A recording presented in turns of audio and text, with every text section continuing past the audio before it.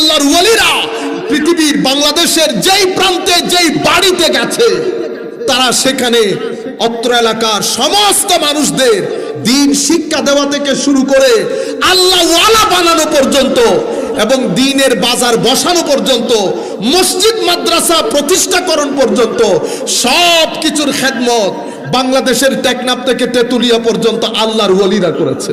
আল্লাহর ওয়ালিরা শুধু মজলিসে গিয়ে বসে থাকতেন। লাখো কোটি মানুষ কান্নার সমুদ্রের মধ্যে বসছে, কোনো ওয়াজ নাই, তাকরীর নাই, আশেক মাশুকের দিকে তাকিয়ে আছে, মাশুক আশেকের দিকে তাকিয়ে।